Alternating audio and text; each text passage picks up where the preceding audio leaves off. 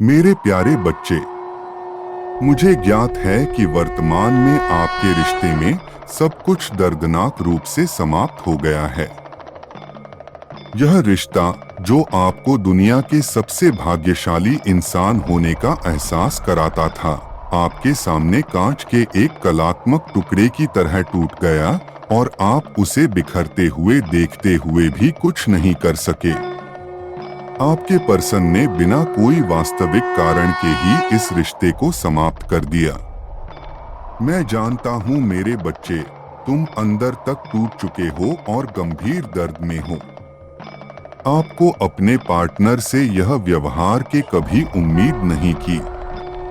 पर मेरे प्यारे बच्चे, अब वह व्यक्ति जिसने आपके साथ सब कुछ खुद ही खत्म कर दिया, अब डरने लगा है और बहुत तनाव में भी है कि उसने सही चुनाव किया या नहीं। क्योंकि वहां आपके पर्सन को लगातार अंतर्मन की आवाज गूंज रही है कि उन्होंने गलत कदम उठाया है और यह उनकी बहुत बड़ी भूल है। इस व्यक्ति ने आपके साथ असम्मानजनक व्यवहार किया और आपको ऐसे छोड़ दिया जैसे कि उनके पास कई विकल्प हों और आपको ऐसे महसूस कराया जैसे उन्हें आपकी अब कोई जरूरत नहीं है। वे आपके स्थान पर दूसरों का चुनाव किया, तुम्हें दयनीय महसूस कराया। उनका व्यवहार ही आप दोनों के अलग होने का मुख्य कारण रहा। अगर कभी उन्होंने आपको दुनिया भर का ध्यान दिया और बाकी दिनों में उन्होंने आपसे संपर्क करने या यहाँ तक कि आपके कॉल और मैसेज का जवाब देने की भी जहमत नहीं समझा।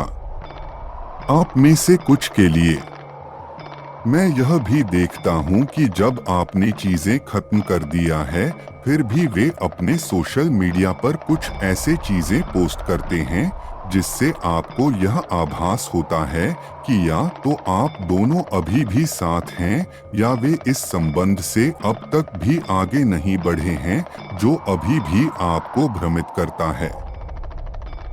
या फिर वो कुछ ऐसा करते हैं जिससे आप भ्रमित हो जाते हैं। वे आपको मिक्स्ड सिग्नल्स देते हैं।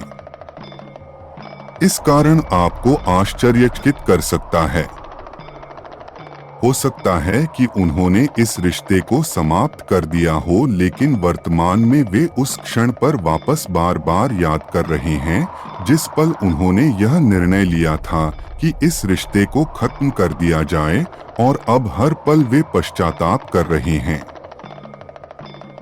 वे यह सोच रहे हैं कि उन्होंने आपके साथ कैसा व्यवहार किया, यहाँ तक कि अपमानित भी किया, और अपने कार्यों के लिए अब वे खुद को दोषी महसूस कर रहे हैं और सोच रहे हैं कि आपसे माफी कैसे मांगे, किस मुंह से बात करें, क्योंकि जो कुछ भी हुआ उसके बाद आप शायद उन्हें कभी वापस अपने जीवन में स्वीकार नहीं करेंगे।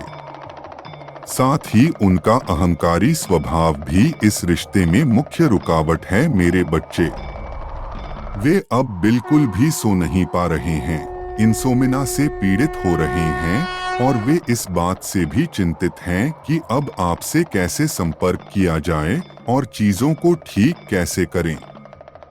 जब उन्हें यह एहसास होता है कि अब आप उनके जीवन का हिस्सा नहीं हैं, तो उन्हें घबराहट के दौरे पड़ते हैं।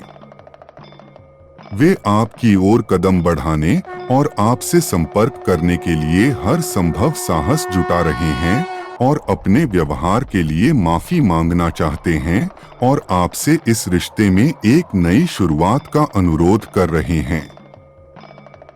आपसे एक मौका का उम्मीद कर रहे हैं। वे आपके बिना एक दिन की कल्पना भी नहीं कर पा रहे हैं। ऐसे में मेरे बच्चे, वर्तमान जीवन स्थिति में ब्रह्मांड और दिव्य शक्तियों से आपके लिए यह सलाह देना चाहते हैं कि आपको यह जानने की और भरोसा करने की जरूरत है कि वे वस्तुतः आपके पर्सन अभी अपने कार्यों के परिणामों का सामना कर रहे हैं। ऐसा लगता है कि उन्होंने आपके साथ जो भी व्यवहार किया उसके लिए खुद ब्रह्मांड उन्हें इस बात का बदला ले रहा है। वे आपके पास वापस आएंगे और माफी मांगेंगे क्योंकि उनका अपराध बोध उन्हें खाए जा रहा है। जब वे आपसे संपर्क करें तो सुनिश्चित करें आप अब तक जो कुछ भी उनसे कहना चाहते उसे बहुत विनम्र तरीके से उन्हें बताएं। आपको यह भी स्वीकार करना ही होगा कि सभी भावनाओं को अपने तक ही सीमित रखने के वजह से ही आप दोनों के बीच बहुत सारी समस्याएं और मतभेद पैदा हुए। मेरे प्यारे बच्चे, सदैव सतर्क और सकारात्मक रहें और स्पष्ट संचार करें। बातें खुलकर कहने से उपचार होने की अधिक संभावना बनती है। मेरे यकीन मानो मेरे बच्चे, जैसे तुम टूटे हो बिल्कुल वैसे ही आपका पर्सन भी टूटा हुआ है। जब आप उन पुराने मुद्दों को बहुत समझदारी से और सकारात्मकता के साथ सुलझा लेंगे तभी आप इस रिश्ते को आगे बढ़ा पाएंगे।